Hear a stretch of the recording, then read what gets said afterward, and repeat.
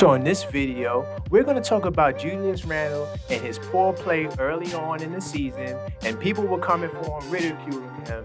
And now he's had a couple of good games and he's bounced back, but we're going to get to the bottom of why Julius Randle did not have the best start, did not look like his normal self. So let's talk about it.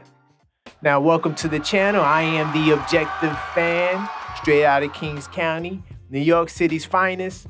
You know the vibes. So today I got another banger for you. We're going to be getting into this Julius Randle talk and why he shouldn't have gotten the backlash, or why he didn't perform well and got the backlash from the people. We're going to get to the bottom of that. But before we get to the source, why don't you subscribe to the channel if you hadn't already and hit that bell icon so you get all the notifications. Now, don't forget to like the video as well so other Knicks fans can get this source. So honestly, I have a podcast that I do on this channel, This Week Inside the New York Knicks, and I was talking about Julius Randle, and I had a whole show set up, but personal life got in the way and I wasn't able to record it.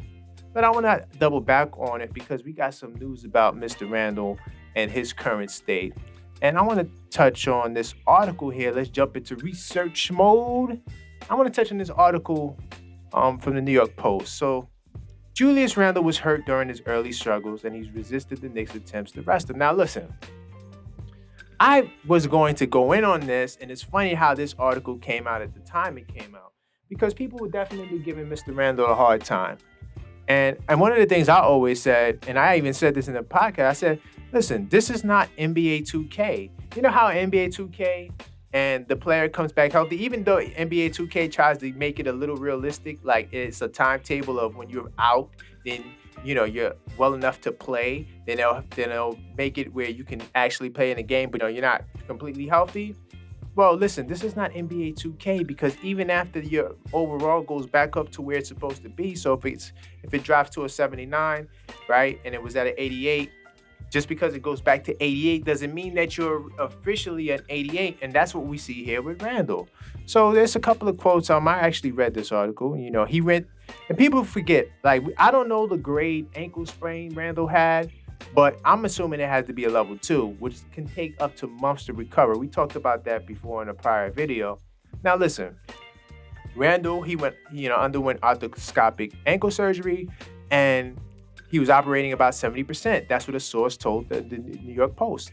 And through the opening 6 games, while limited to that pain, he was among the league's least efficient players, right? Because his numbers dropped, right?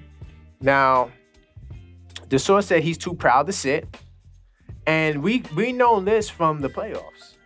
Because during the playoffs, Randle was injured, right? Injured his ankle twice, re-aggravated the same injury. And the man continued to play. This dude needs to get more praise than he's been getting a lot of heat, because he's playing hurt. Let's read some more. Look what Randle said. I have my own science, Randle said last season about load management. I put way too much in my body for me to personally cheat myself out of being available for his team. This man wants to play. People talk to say Randle's not a good leader. I did a video talking about Randle's leadership in the past. And I said that Randle, his leadership is based off of leading by example, not what he tells you. He's not okay, guys, we're going to do this tonight, boom, boom, boom. No, he's okay, I'm putting up 27, 12, and 6. I need to see some effort from you guys. That's his way of doing things, right? Now, Randle has never used his ankle as an excuse. Let's get to that. Let's talk about that. Randle has never used his ankle as an excuse. I'm using it as a reasoning behind his sitting, right? But he's never gone there, right? But so this is what the source is saying.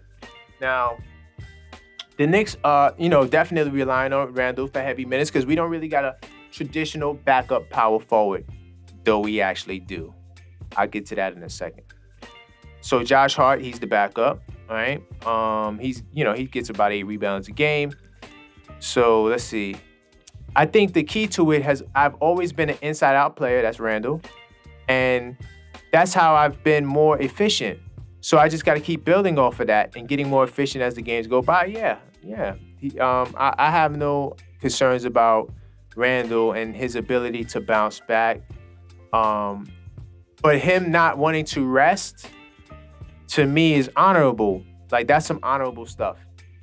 And I do think, though, it's early in the season, and if Randle needs to take a week or two off, me personally, I'm telling him to take that 1 or 2 weeks off.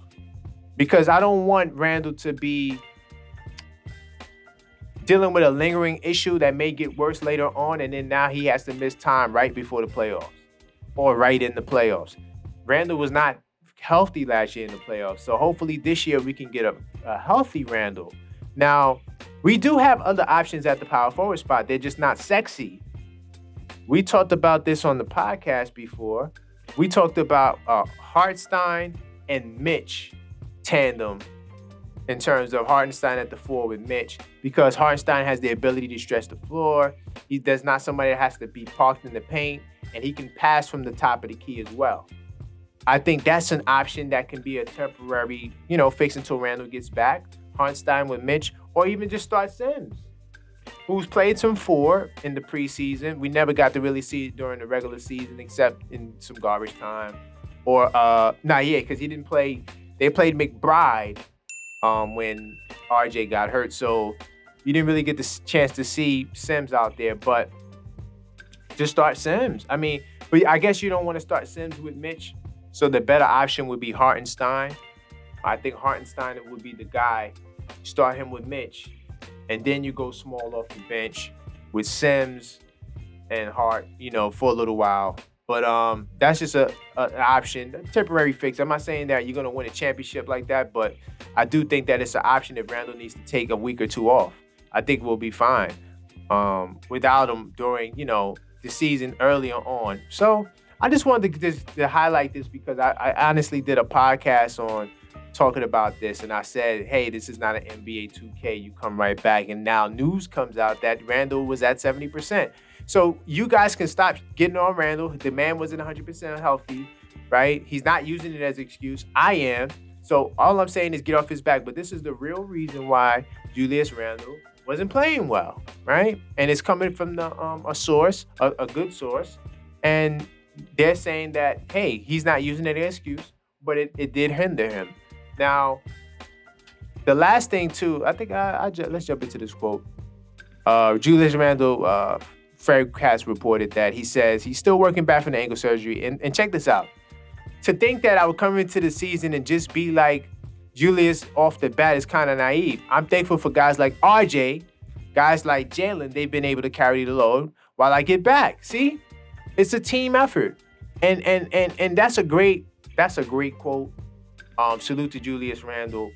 Hopefully, he's feeling a lot better. And he'll be ready to go forward, but this is why he wasn't playing well. So we can chill with the negative energy for a little bit. All right.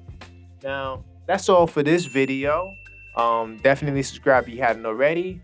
Check out the podcast. I drop it on Mondays. Typically, this week has been a little off base because we did a show on Tuesday, but look for it on Mondays on all streaming apps. This week inside the NYK. This week inside the New York Knicks. Check it out. It's amazing. And, that's all for this video. And until next time, let's go Knicks.